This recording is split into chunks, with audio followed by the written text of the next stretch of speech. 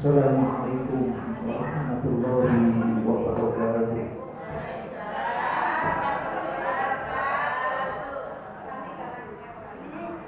Alhamdulillah. Bismillahirrahmanirrahim. Al-Fatihah ila hadrati sayyidina Muhammad sallallahu alaihi wasallam wa ala alihi wa sahbihi wa alihi wa alihi ajma'in. Muhammadur rasulullah awliya'i ma'ana syarru wa dzikra Allah wa rasulullah. Sampai di hadal kitab Syekh Abdul Aziz bin Abdul Aziz Ali Malbari wa nafa'ana bi ulumika wa bi syai'atillahi wa mufratiha. A'udzu billahi minasyaitonir rajim. Bismillahirrahmanirrahim. Alhamdulillahi rabbil alamin arrahmanir rahim maliki yaumiddin. Iyyaka na'budu wa iyyaka nasta'in ihdinas siratal mustaqim siratal ladzina an'amta 'alaihim ghairil maghdubi 'alaihim waladdallin. Rabbi firli wa liwalidayya amin. Bismillahirrahmanirrahim. Nawaitu ta'alluma wa ta'lima wa tadhakkura wa tadhkira wa naf'a wa intifa'a wa ifadata wa istifadata wa hasra 'ala tamassuki bi kitabillahi al-aziz wa sunnati rasulihi wa du'a'i wa tilawa tilalati 'ala al-khair ibtigha'a wajhillahi ta'ala wa ridwanihi wa qurbihi wa thawabihi subhanahu. Alhamdulillah. Wassalatu wassalamu ala rasulillah sayyidina Muhammad ibn Abdillah wa ala alihi wa sahbihi wa mawalah wa la hawla wa la quwwata illa billah. Subhanaka la ilma lana illa ma 'allamtana innaka antal alimul hakim. Rabbi shrah li sadri wa yassir li amri wahlul 'uqdatam min lisani yafqahu qawli. Amma ba'du. Ibu-ibu jamaah yang saya hormati dan semoga selalu dirahmati oleh Allah Subhanahu wa taala. Alhamdulillah, hari ini kita dipertemukan oleh Allah Subhanahu wa taala. Hari ini kita bisa bersilaturahim, bermuajahah dalam satu majelis yang kita adakan, yakni kita sebulan sekali. Mudah-mudahan pertemuan kali ini membawa manfaat dan berkah bagi kita semuanya, dan semoga kita selalu dilindungi oleh Allah Subhanahu wa taala dari segala hal yang mungkin tidak kita inginkan. Maka dari itu, mari kita selalu bermuhasabah serta banyak-banyak berzikir kepada Allah Subhanahu wa taala. Salawat serta salam kita haturkan kepada junjungan kita Nabi besar Muhammad sallallahu alaihi wasallam. Nabi yang kita jadikan sebagai suri tauladan kita, Nabi yang selalu kita jadikan sebagai penuntun dan petunjuk kita, agar di dalam hidup kita ini menjadi hidup yang bahagia, selamat dunia maupun di akhirat. Namun banyak orang mengaku cinta Nabi, banyak orang mengaku dia adalah orang yang paling fanatik apabila Nabi diganggu, dilecehkan. Namun di dalam perilaku kesehariannya dia tidak mencerminkan tentang sunnah-sunnah daripada Rasulullah Sallallahu Alaihi Wasallam. Untuk itu,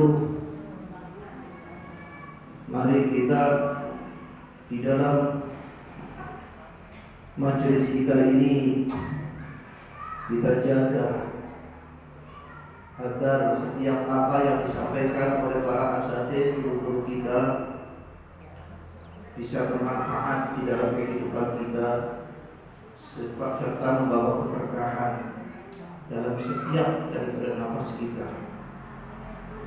Untuk itu, ibu-ibu yang saya hormati,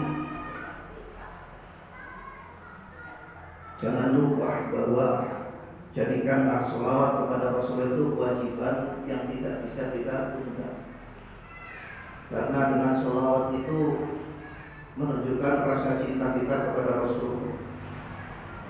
Cinta kepada Rasul itu beraneka ragam ekspresinya. Ada yang ketika cinta kepada Rasulullah,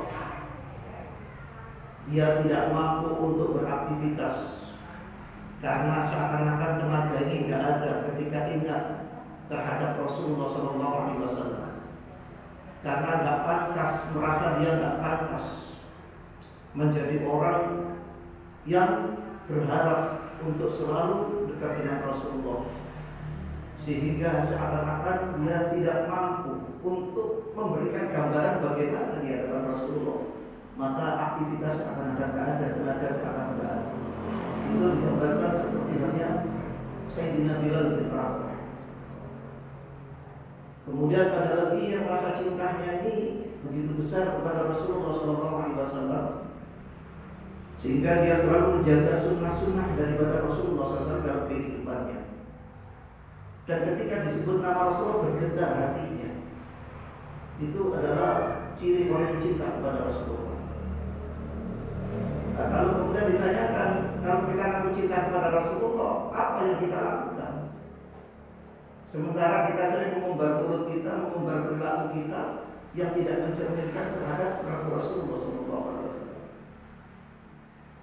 Maka dari itu, ibu jamaah yang saya hormati, bahwa Allah Subhanahu wa Ta'ala itu memberikan peringatan kepada kita. Nanti khawatir kalau Allah sudah marah, turunlah azab Allah yang tidak ada seorang makhluk pun yang mampu untuk mengendalikan. Penyebabnya karena ada 4 hal. Jadi turunlah gempa bumi, turunnya gunung meletus, turunnya banjir, angin. Itu bisa musibah, bisa azab, bisa peringatan. Dan itu dikarenakan ada 4 hal. 4 hal. Apa itu? Yang pertama, dzalika bi annahum yakfuruna bi ayatillah,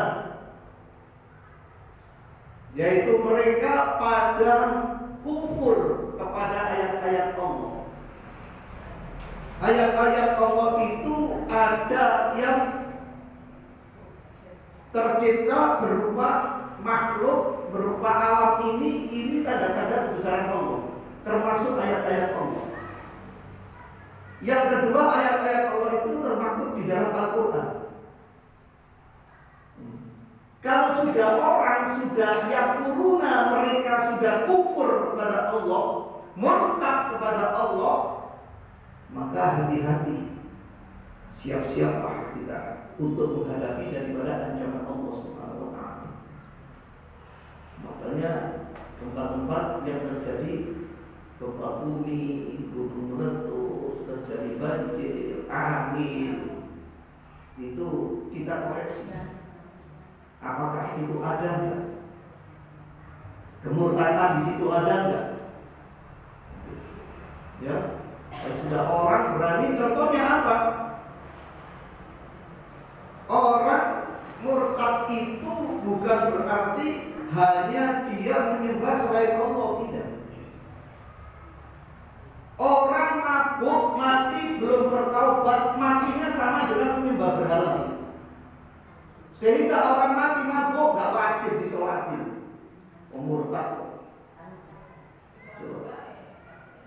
Ini sangat berbahaya. Nah, sekarang ini dianggap biasa.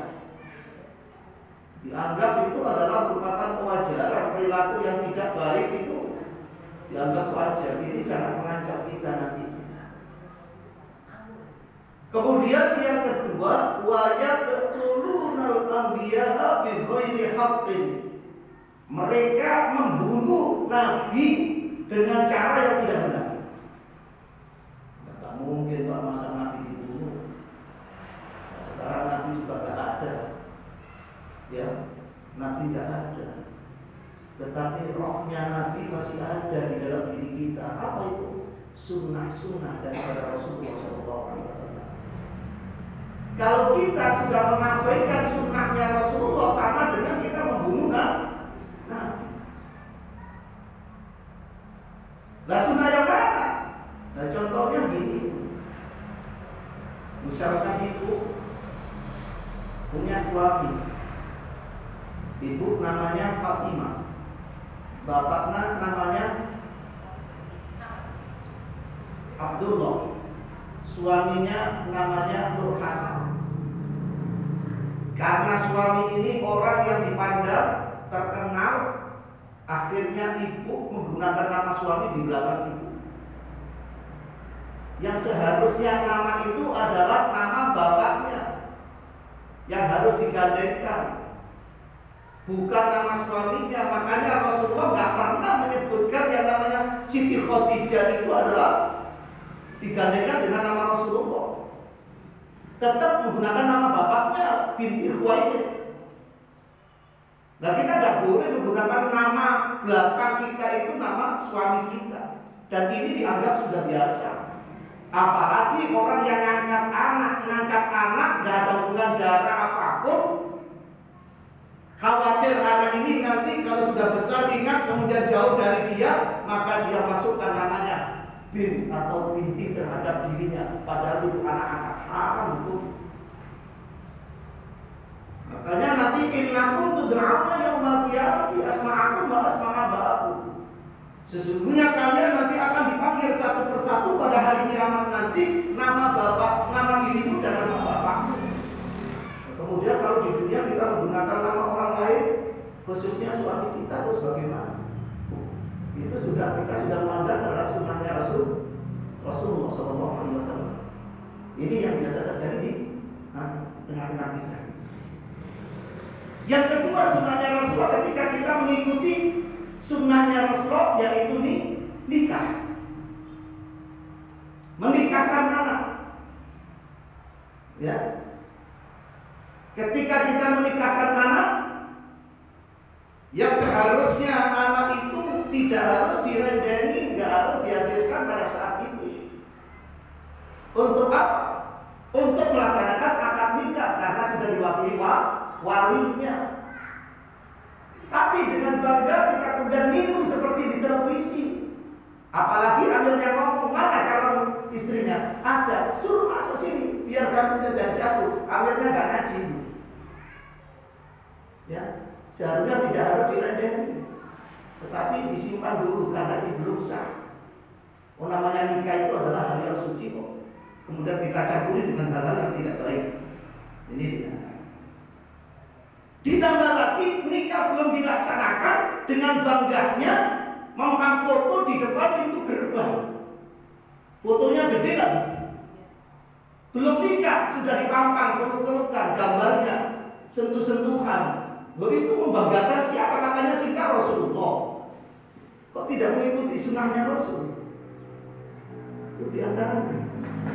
Ya, jadi sekarang ini orang bangga-bangga niru daripada budaya orang lain, daripada niru apa yang dilakukan oleh Rasulullah. Makanya kita ini harus beranjak introspeksi, Bapak, Ibu jamaah rahimahumullah. Saya kadang-kadang ya itu, kasihan, khawatir. Ya, kita ini tiap minggu ke majelis, tiap minggu bikin, ya, itu harus kita banyak untuk melindungi kita. Bahkan ditambah lagi kadang-kadang undang orang 1000 orang, kursinya disediakan cuma 100. Sisanya makannya di mana? Berdiri. Dengan bangganya makan berdiri sambil ngobrol. Padahal Rasulullah mengajarkan gitu. Kalau makan dan minum itu duduk. Dengan duduk itu bisa menjaga kesehatan. Kalau berdiri gampang kena penyakit ginjal. Ya, ini diantaranya wayak tunu dan abiyah bighairi haqqin.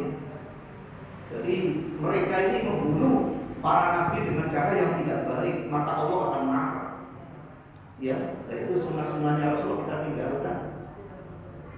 Nah, sekarang ini banyak hal tersebut.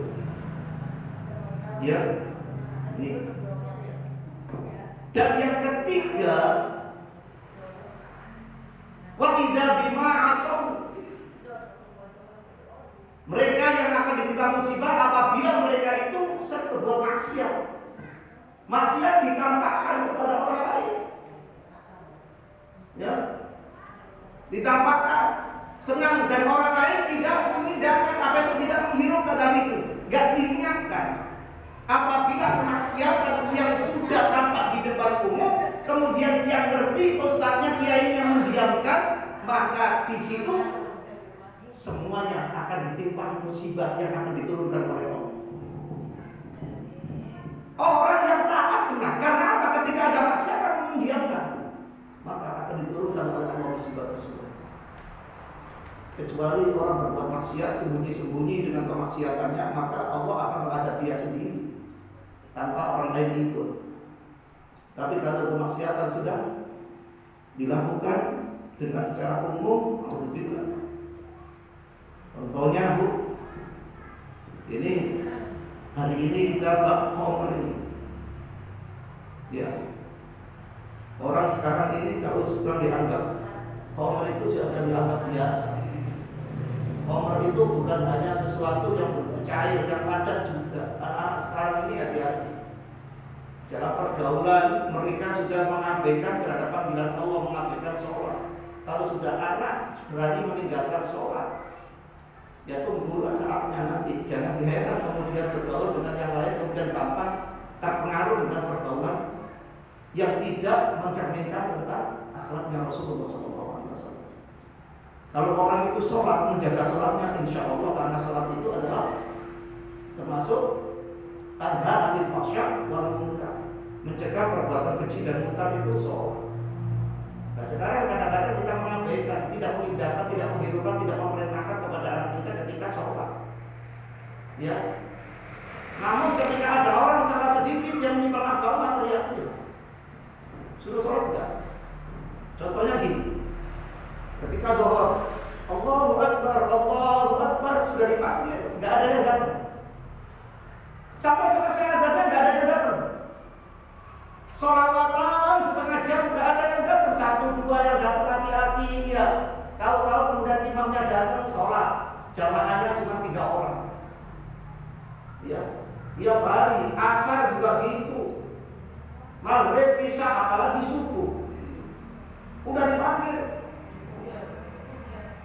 Yang ada melihat orang-orang kayak gini, semuanya ini ngaku Islam semuanya. Ya, Islam semuanya. Tapi ketika panggilan sholat nggak ada yang datang. Besoknya yang ada sengaja jam 10 ada.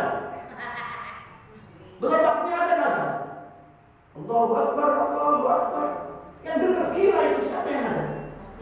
Gila. Allahu Akbar, Allahu Akbar. Semua pada keluar. Itu siapa yang tahu? Allah, asyhadu an la ilaha illallah, pada dekat ke masjid semuanya. Berbondong-bondong dekat. Dilihat yang ada. Pak Somad. Wah, sudah gila dia. Ini jam berapa? Bisa ngomong gitu. Orang berbondong-bondong selesai adzan. Kamu nggak ngerti ya, ini jam berapa ini? Kok ada? Kamu sudah gila ya? Dijawab dengan tenang. Maaf, aku ada tiap hari. Ketika ada panggilan sholat, tidak ada satu pun yang datang. Ketika aku ada jam 10, semuanya pada datang. Kira-kira yang gila siapa? Yang nggak tahu orang siapa? Allah yang manggil aja kamu nggak datang, gitu kan? Dia yang manggil bukan waktunya pada datang. Nggak orang gila. Subhanallah. Dari ini sudah. Tapi masjid dibangun dengan megah, musola bangun dengan megah. Maksiatan, ini mohon maaf. Jadi kita harus introspeksi. Ketika terjadi musibah bencana kayak gitu, ya kita introspeksi. Ternyata apa? Ya mungkin di sana perlu dengan perzinahan. Oh enggak, Pak. Ya, saya mendengar LGBT dibebaskan. Orang kawin mutlak dibiarkan karena apa?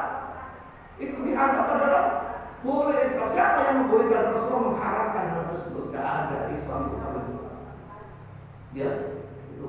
Makanya kemudian karena dibiarkan orang-orang yang ngerti akhirnya terjadi musibah, yang ngerti pun akan kena musibah tersebut. Ini sangat.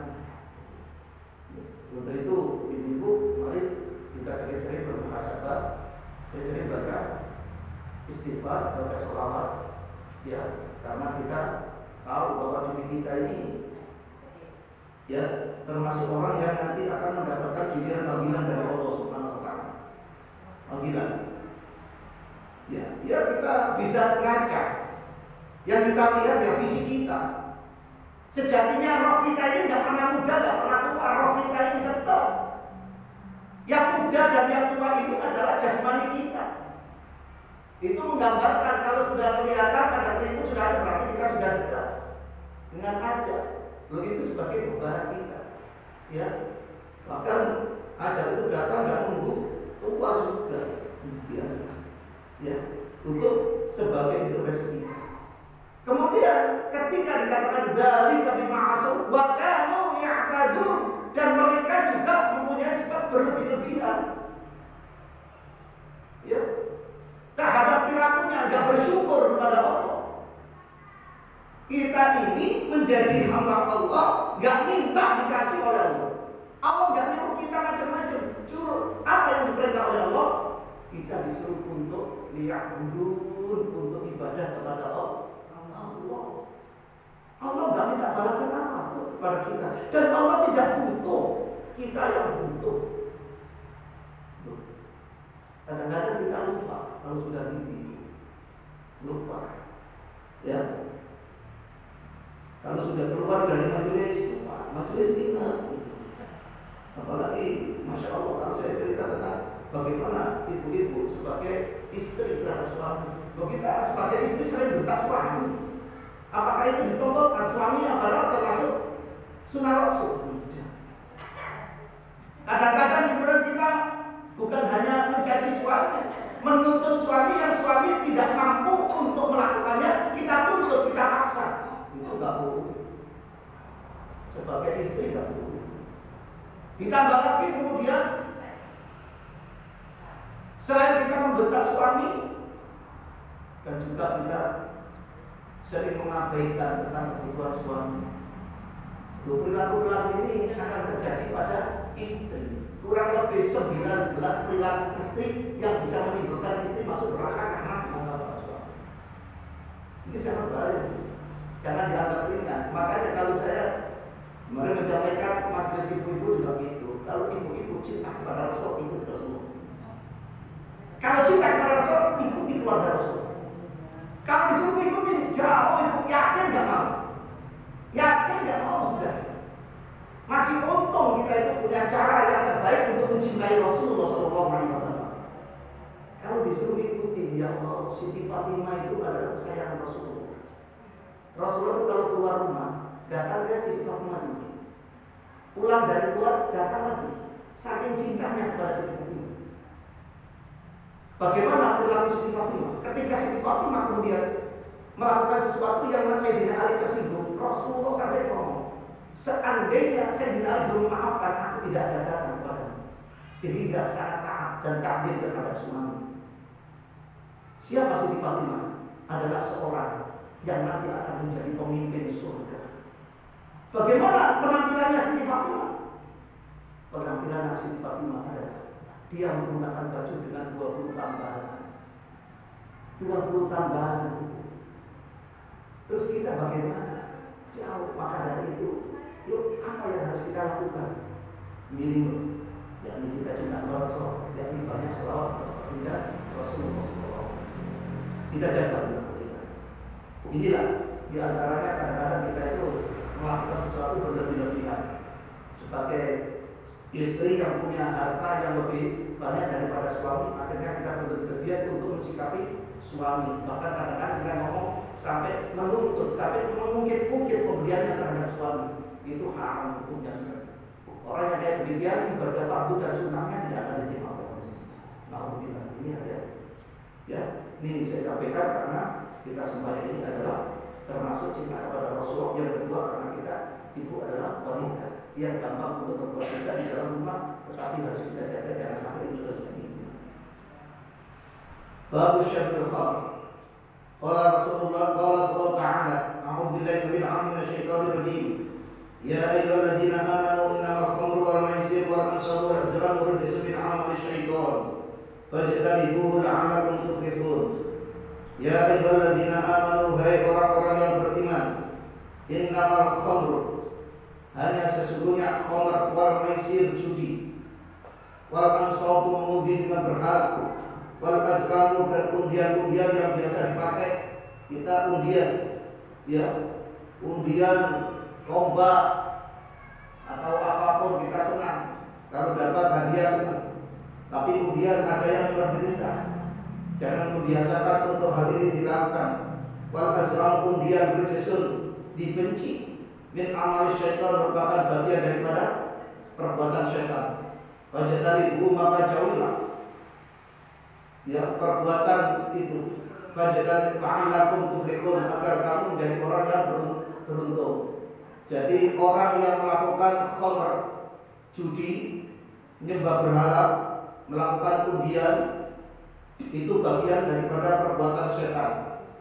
Ya, kadang-kadang perbuatan setan ini manis, ya, manis saking manisnya, kemudian kita mengikuti, dianggap itu adalah menguntungkan kita. Hati-hati, padahal kita rajin ke majelis, kita cinta kepada Rasulullah, cinta kepada keluarganya Nabi, tetapi perbuatan setan itu masih kita lakukan. Ya, itu harus kita hindari karena kita tidak yakin, menganggap kita belum yakin bahwa menganggap Allah itu sebagai Tuhan kita. Kalau kita mengatakan raditu billahi rabba, maka keadaan kita apapun kita pasrahkan kepada Allah. Ketika kita mengucapkan raditu billahi rabba, sakit, miskin, itu kita terima karena itu adalah merupakan pemberian Allah. Ya. Nah, apabila kita kemudian tidak menerima terhadap apa yang diberikan oleh Allah kepada kita, sama dengan kita marah kepada Allah. Kalau marah kepada Allah, sama dengan kemarahan kita itu mendoakan diri kita untuk terjerumus ke dalam suatu kesesatan. Maka dari itu aduan-aduan di dalam diri kita ketika kita tidak mendapatkan bagian yang seperti kita harapkan dari Allah, ya kita mengadu kepada Allah, bukan yang lain. Adukan kepada Allah dengan doa, dengan berbuat sesuatu yang diperintahkan oleh Allah Subhanahu wa taala. Sehingga ketika kita berdoa memuji Allah, Allahumma lakal hamdu wa ilaikal mushtaka wa antal musta'an. Ya Allah, ya, lakal hamdu, hanya milikmu segala puji. Wa ilaikal mushtaka, dan kepadamu aku mengadu ya Allah, bukan kepada yang lain, bukan kepada benda, bukan kepada orang, bukan kepada yang, hanya kepadamu aku mengadu ya Allah. Wa antal musta'an, dan engkaulah zat yang patut untuk dimintai pertolongan, yaitu Allah. Maka kepada Allah. Banyak perbuatan-perbuatan kayak demikian ini jangan kemudian kita dekati. Ya, undian-undian itu yang paling menggiurkan. Ya, ya, banyak lomba panitia mengalir duit kita. Duit nanti hasilnya ini, hadiahnya ini. Kita tergiur, nggak apa-apa modal sedikit dapat begitu. Akhirnya kan gitu harapannya. Ditambah lagi kemudian ketika orang sedikit mau dapat, ternyata tidak dapat, hanya kurang satu dikit dan satu dapat, pasti ada penyesalan. Pasti ada keinginan ini masuk lagi. Nah itu, bikin undian lagi. Itu akan terjadi nanti alhamdulillah.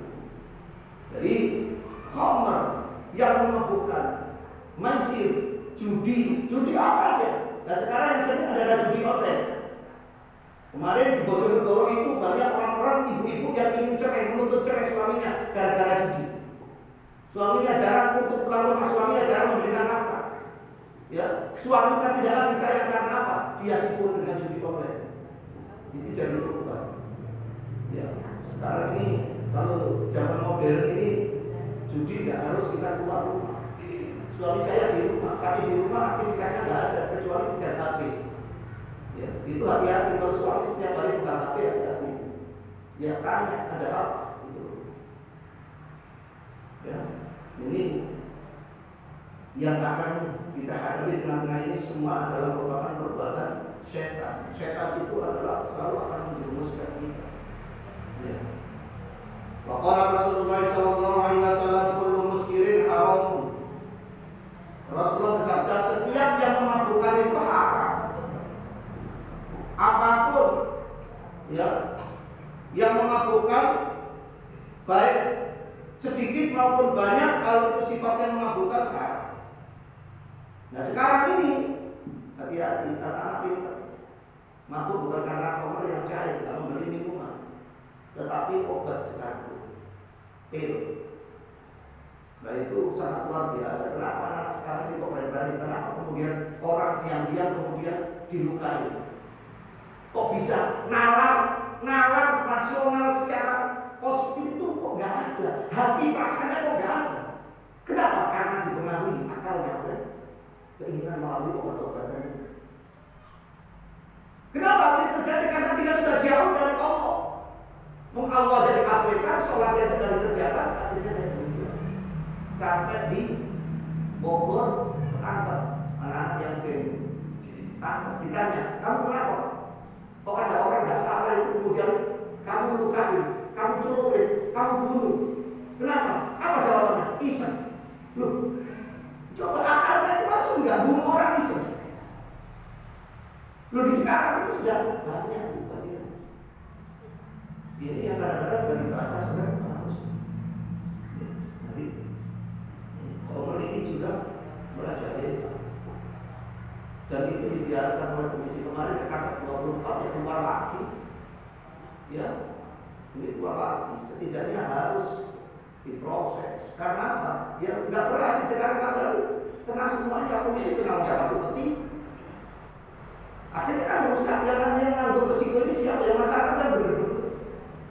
Kalau di Surabaya kemarin terjadi, kemudian mereka pada sepakat masyarakat dengan ormas untuk membentuk daripada geng-gengan itu. Kena ketangkep, tonjokin, ditanya, bukan orang Surabaya, bukan rusak. Ini sangat bahaya. Karena kongres bisa semua yang kejahatan akan dilakukan. Kejahatan. Maka setiap yang memabukkan itu haram. Rawahu Syaikhun wa Abu Dawud dan Nasa'i. Mereka Imam Bukhari dan Imam Muslim. Dan juga Abu Dawud dan Nasa'i bahwa Rasulullah SAW ala kullu muskirin. Ingatlah, setiap yang memabukkan khamrun adalah khamr. Wa kullu khamrin, dan setiap khamr haram. Gak ada kepada khamr. Ini adalah untuk obat. Gak ada. Obat banyak. Ya, obat banyak untuk menyembuhkan penyakit. Tidak ada dalil kemudian kita menggunakan hal yang dinajiskan yang diharapkan oleh agama. Contoh lagi, ibu kemudian sakit, datang kepada seorang, banyak orang sembuh. Ternyata dia menggunakan minyak apa? Minyak babi. Itu banyak terjadi dari itu. Ibu dia aja, padahal rajin ke majelis, cinta kepada Ustaz, ngaku cinta kepada Rasulullah, maulid kemana-mana, tapi gilirannya haram tetap dipakai karena punya kebutuhan. Kenapa tidak ada yang lain? Ini sangat itu bisa merusak daripada ibadah kita. Ya, rusak ibadah kita. Jadi kita harus waspada dalam kondisi ini, waspada. Jangan sampai kita terkecoh. Ya, kalau sudah ini nanti akan apa itu namanya sudah menjadikan kebiasaan, akhirnya susah untuk dibendung. Maka yang jadi penderita adalah masyarakat yang betul. Sehingga orang sekarang kalau keluar itu hati-hati. Ya, keluar itu khawatir. Ada orang mau kerja, dulu pernah ada orang mau kerja gak ada suku. Sore mati perempuan. Coba. Alasannya gak ngerti.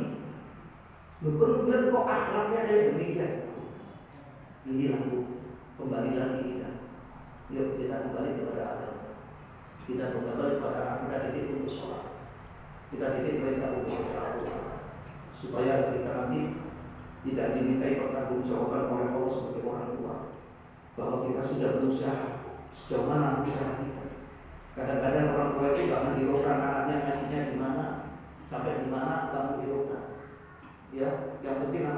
sono. Banyak anak sekarang tanya, kamu ngaji di mana? Di sana. Iya, di Ustaz ini. Oh iya. Ya. Kalau ngaji silakan dimanapun boleh. Ketika pindah, dulu ngajinya di mana? Di Ustaz ini. Sudah juz berapa? 12 sini. Suruh baca.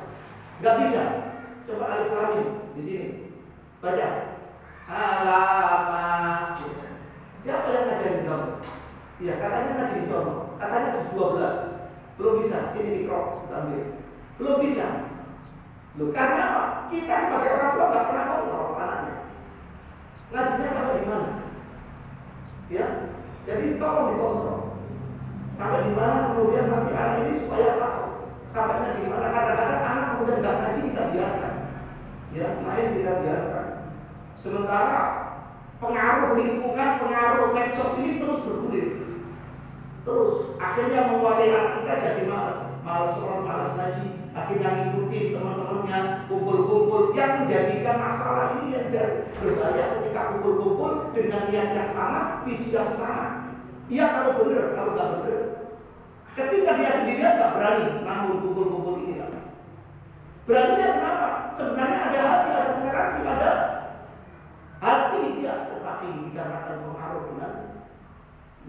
dengan trauma, akhirnya mereka jadi berani. Ya. Ini sangat ibu mengkhawatirkan sekarang ini, ya sangat mengkhawatirkan. Hati-hati. Bagaimana cara mengatasi seperti Pak? Ya kita kembali lagi. Ya kembali lagi kita ajarkan yang kedua, ajak mereka ke masjid. Ketika ke masjid, anak belum bisa apa yang bisa. Gak apa-apa, ikutin aja dulu. Makanya anak-anak kecil kalau ke masjid, tolong jangan pernah dilarang. Kalau jangan dilarang, orang tuanya harus segati. Ya ini enggak. Anaknya ngaji ke masjid, orang tuanya nggak ada, persis seperti anak yatim. Orang tuanya nggak masjid, tapi anaknya pada masjid. Dibilangin anak yatim nggak mau. Ya, karena ini kita nggak mau dampingi, supaya nggak ganggu yang lain. Jadi anak jangan dijauhkan dari masjid, tetapi orang tua harus dampingi. Untuk apa? Supaya cinta kepada masjid. Apa gunanya masjid? Sholat. Apa gunanya masjid? Ngaji. Sehingga anak di situ akan terbiasa. Biar dengan sholawatan anak ketika nunggu daripada jamaah. Sholawatan apa terserah dia. Yang penting dia tidak ingat. Beginilah. Ya, kita biarkan mereka kalau sudah datang ke masjid. Ya.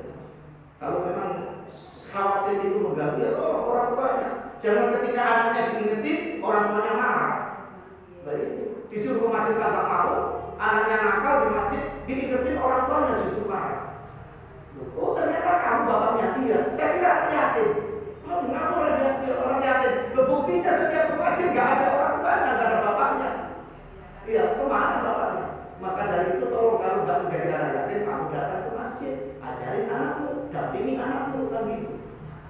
Iya, nah sekarang ya di mana-mana ini sudah orang tua kadang-kadang nggak mau tahu. Yang penting anaknya keluar pakai celana, pakai peci, ke masjid. Lu bangga anaknya ke masjid, tapi nggak bangga dirinya untuk memberikan contoh kepada anaknya. Wa akhraja Syekh mengatakan Imam Bukhari dan Imam Muslim an Abi Hurairah an Nabiya, sesungguhnya Nabi SAW qala bersabda, la yazni, tidak akan berbuat zina azani, orang yang mau berbuat zina. Hina ketika yazni mau berbuat zina, wa huwa dan dia mukminun, iman kepada Allah, iman kepada Allah, ingat kepada Allah. Orang yang mau berbuat zina, ketika mau berbuat zina, ingat kepada Allah, tidak jadi berbuat zina. Ya, tidak jadi. Walau yasrab khamra, dan tidak akan minum khamr. Hina yasrab, ketika mau minumnya dia, wa huwa mukmin, dia ingat kepada Allah, iman kepada Allah. Orang yang tadi mau minum, ingat kepada astagfirullahaladzim, tidak jadi dilupain, tidak jadi. Ada seorang ketika matinya ini orang lain tidak menganggap dia, tetapi istrinya ngomong, dia ini wali. Kaget, kamu kok bisa ngakuin yang namanya suami wali? Padahal dia ahli beli khamr, biasa beli khamr, biasa ke tempat pelacuran. Apa dikatakan istrinya? Memang kamu melihatnya gitu. Suami saya itu setiap hari beli khamr, bahkan bukan hanya satu botol, tapi satu cup. Dibeli semuanya. Sampai di rumah dibuang. Alhamdulillah hari ini aku sudah mengurangi orang yang mabuk. Gara-gara minumannya sudah diborong oleh dia. Itu yang dilakukan oleh suami itu. Nah dia terjebak kelacuran bagaimana? Mengetuk pintu pelacur. Maaf, ya. Tolong hari ini jangan menerima kamu. Dikasih ganti gitu. Alhamdulillah aku sudah mengurangi orang untuk bersih. Loh itu yang dilakukan. Sampai kemudian ketika meninggal dunia nggak ada orang yang mengurusi dia. Gara-gara apa? Tahu dia sering terdapat kelacuran, dia sering memberi obat. Tapi tidak pernah dia itu melihat, dia memandang dia bagaimana amalnya dia, perilakunya dia, ibadahnya dia. Enggak, hanya dilihat jeleknya saja. Orang itu kalau melihat jeleknya seseorang, hidupnya ini penuh dengan sampah pikirannya ini. Sampah, pikirannya selalu jelek orang terus. Iya. Nah ngapain mikirin gitu? Khusnudon, lihat kenapa kamu kok membeli aku kalau tunjukkan aku ini gini. Dia tahu kita tidak menimbulkan fitnah. Kalau orang ini kalau punya iman nggak akan, dia minum khamr nggak akan berzina. Wala yasriku sarik, dan tidak akan mencuri. As-sarik seorang mencuri. Hina yasriku ketika dia mau mencuri, wahwa mu'minun, dia tidak berdoa. Ngambil barang astagfirullahaladzim, tidak jadi kembalikan. Ya, ini adalah pokoknya semuanya ini kalau didasari dengan iman, insya Allah selamat. Insya Allah selamat. Makanya iman inilah yang bisa menolong kita nanti. Iman inilah yang bisa mengangkat kita ketika kita di neraka, kemudian kita bisa diangkat ke surga gara-gara kita punya iman. Sehingga iman ini jangan sampai kita lepas. Lihat, orang katanya yang terjadi musibah, banyak orang murtad. Datang seperti orang ke majelisku. Pertama dia diajak untuk latihan jahit dan lain sebagainya. Sebelumnya kemudian diajak untuk doa. Doanya haleluya. Ya. Akhirnya dia nyanyi-nyanyi pakai kerudung seperti ke majelis. Loh bagaimana kalau kayak demikian kemudian terjadi di tengah-tengah kita nanti? Bersyukur kita ini sering datang ke majelis, bersyukur sehingga ada pencerahan. Ya, ini banyak orang lupa di Jawa Tengah, itu daerah Magelang itu punya seragam kayak majelis taklim, foto bareng-bareng di tengah-tengahnya pendetanya. Loh, kita hampir tidak bisa membedakan antara orang kafir dan orang muslim. Makanya Rasulullah kemudian yang bisa membedakan kafir dan muslim diantaranya sepertama adalah sholatnya. Sholat itu kunci pokok. Walau dia itu pakaiannya kerudung, pakai jilbab, dibungkus dan lain sebagainya, ternyata dia nggak sholat, kafir. Ya, alhamdulillah ini. Masya Allah inilah zaman-zaman akhir ini kayak fitnah kayak gitu, sehingga kita harus siap untuk apa? Untuk menghindarinya dengan menguatkan keimanan kita. Ingat yang iman itu kekuatannya ada di majelis taklim. Kekuatan iman itu ada di majelis taklim. Kekuatan iman itu ketika kita membaca Al-Quran. Kekuatan iman itu ketika kita menghadap Allah, yaitu dengan sholat. Jangan dianggap kita ini menghadap Allah hanya sholat saja. Ketika kita ibadah, ketika kita sedekah kita menghadap Allah. Ketika kita berbuat baik kepada orang, perbuatan baik kita menghadap Allah. Sehingga ketika apapun yang kita lakukan, semuanya bahwa kita pasangkan itu dengan Allah. Sehingga di situ apa yang berarti bagi kita amal kita, ya tidak akan menghambat, ya untuk dihapuskan, dirusak dengan sifat-sifat kebanggaan diri kita, riya, sum'ah maupun ujub. Ini sangat berbahaya. Ya, tapi banyak orang yang senang kayak gitu. Setiap amal diekspos senang supaya dilihat orang, oh alasannya syiar dan lain sebagainya. Tetapi dia bangga kalau tidak disebut namanya, anggap bahwa itu gimana mau syiar, tidak akan merusak daripada amalnya sendiri. Waktu Tabrani yang berkata man syarabal khamr, barang siapa yang minum khamr kharajatu min iman, maka akan keluar cahaya keimanannya min jaufi di dalam hatinya. Coba anak-anak muda yang minum khamr pantas dikasih nasihat enggak masuk-masuk. Dikasih nasihat apapun oleh orang tua enggak masuk-masuk. Karena apa? Tertutup hatinya, cahaya iman sudah hilang. Kalau cahaya iman hilang, yang ada adalah pikirannya. Makanya jangan sampai pikiran kita ini sama dengan pikiran mereka, dipenuhi dengan sampah-sampah. Bukan adanya ingat kepada Allah Subhanahu wa Ta'ala. Ya. Wa Ahmad, Imam Ahmad bisa sahih dengan sanad yang sahih. Mudminul khamr, mabuk minum khamr, mata jika mati, ai min ghairi taubatin, tanpa bertobat, mati tanpa bertobat, minum khamr, lagi Allah, maka dia akan bertemu dengan Allah. Ka'abidi salib, seperti orang yang menyembah berhala. Orang mabuk minum khamr mati belum bertobat, maka matinya sama dengan menyembah berhala. Berarti kafir. Apakah orang kafir pantas untuk disolatin matinya? Wajib. Coba. Terus kira-kira orang tuanya, keluarganya ketika melihat demikian, nggak ada yang mau mewakili, kira-kira sedih. Bukan main.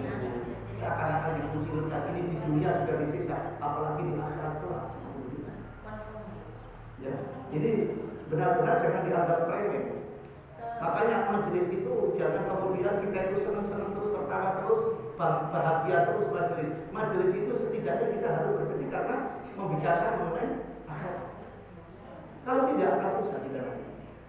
Ya, Rasulullah itu kalau bermajelis harus memikirkan akhirat. Kalau tidak, katanya Rasulullah, maka majelis itu seperti sampah nanti, karena berbahaya. Ya, ini diantaranya.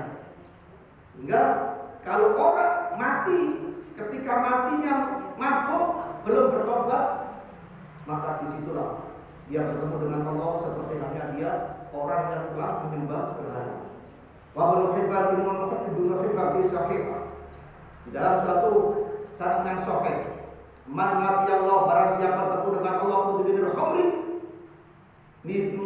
apa itu mabuk minum khamr, lagi Allah, maka pertemuan dengan Allah ka'abidi wasalim, seperti orang yang menyembah berhala.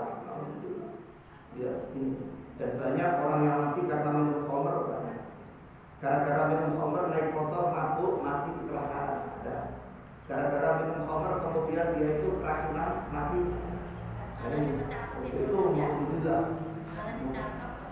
mudah-mudahan kita semuanya, keluarga kita dijaga oleh Allah Subhanahu wa Ta'ala. Kemudian kita itu mari kita banyak-banyak berzikir kepada Allah, mendekatkan diri kepada Allah, berdoa kepada Allah, karena kita tidak mampu mengawasi anak-anak kita yang sudah dewasa, tetapi kita mintakan kepada Allah, karena doa orang tua kepada anak itu seperti doa Nabi kepada umatnya. Sehingga kita harus yakin, kita harus punya keyakinan bahwa rahmat Allah sangat besar dengan adabnya. Ya, siapa tahu kemudian apa yang kita lakukan ini kemudian dijawab oleh Allah dengan rahmatnya, maka anak kita disadarkan oleh Allah Subhanahu wa Ta'ala. Karena khawatir ketika anak itu keluar dari apa itu namanya berani kepada orang tua, khawatir. Ada kejadian sampai sekarang, kejadian anak berani kepada orang tuanya sholat ditendang. Orang tuanya sholat ditendang, dan saat itu kemudian Allah menghadap langsung, kakinya berubah menjadi kaki sapi. Sapi.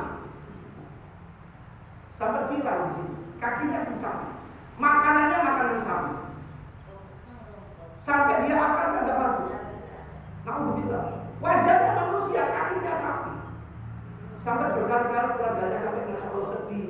Orang yang datang wawancarai tidak bisa, yang jawab adalah keluarganya. Karena sudah terlanjur, sampai orang tuanya meninggal dunia.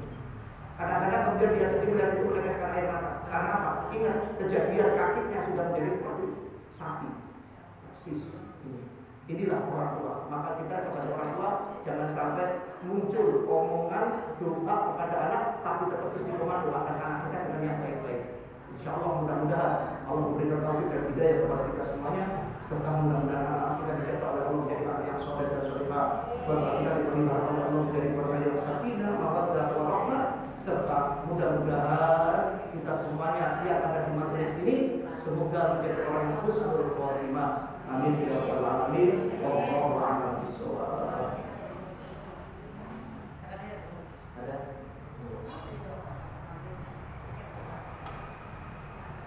Ibu. Alhamdulillah rabbil alamin. Allahumma shalli ala sayyidina Muhammadin wa ala alihi wa sahbihi ajma'in. Allahumma aghnina bil ilmi wa zayyinna bil ilmi wa akrimna bil taqwa wa zayyinna bil afiyah.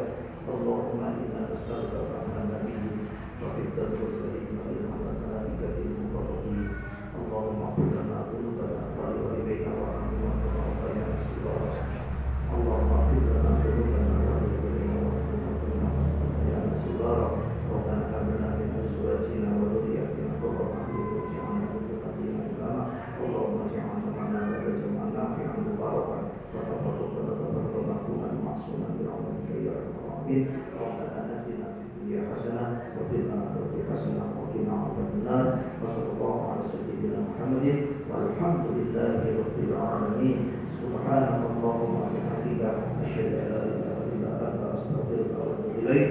Assalamualaikum warahmatullahi wabarakatuh.